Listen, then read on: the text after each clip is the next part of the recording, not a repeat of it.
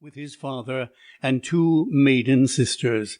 The family first settled in New York, but afterwards made their way to Kentucky and established themselves almost in hermit fashion on the banks of the Mississippi, near where Mill's Pond now makes into the river. Here old Mr. Rodman died in the fall of 1790, and in the ensuing winter both his daughters perished of the smallpox within a few weeks of each other. Shortly afterwards, in the spring of 1791, Mr. Julius Rodman, the son, set out upon the expedition which forms the subject of the following pages. Returning from this in 1794, as hereinafter stated, he took up his abode near Abingdon, in Virginia, where he married and had 3 children, and where most of his descendants now live. We are informed by Mr. James Rodman that his grandfather had merely kept an outline diary of his tour during the many difficulties of its progress, and that the manuscripts with which we have been furnished were not written out in detail from that diary until many years afterwards, when the tourist was induced to undertake the task, at the instigation of M. André Michaux, the botanist, and author of the Flora Boreale Americana, and of the Histoire des Chaînes d'Amérique.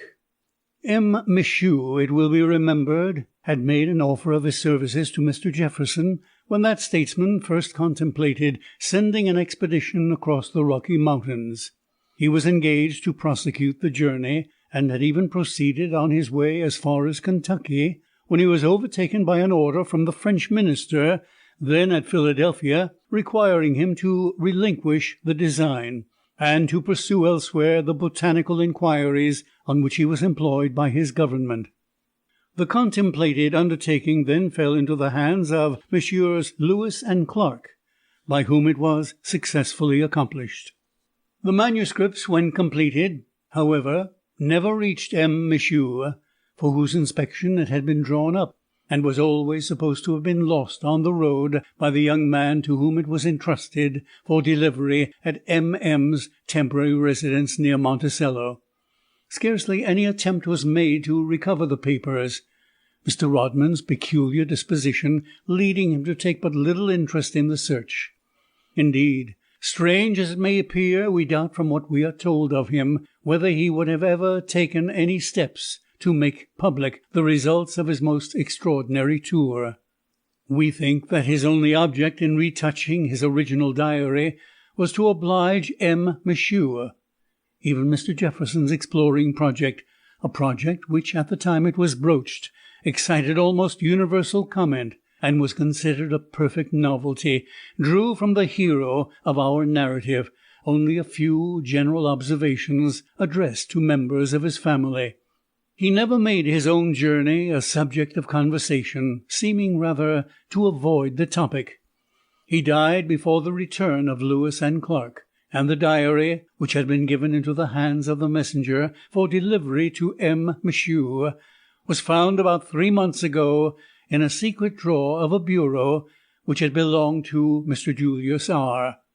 We do not learn by whom it was placed there. Mr. R.'s relatives all exonerate him from the suspicion of having secreted it.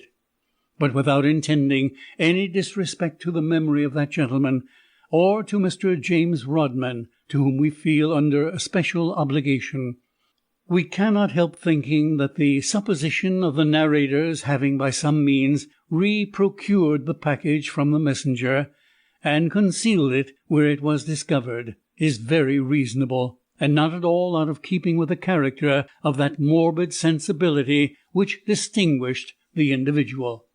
We do not wish by any means to alter the manner of Mr. Rodman's narration, and have therefore taken very few liberties with the manuscript, and these few only in the way of abridgment.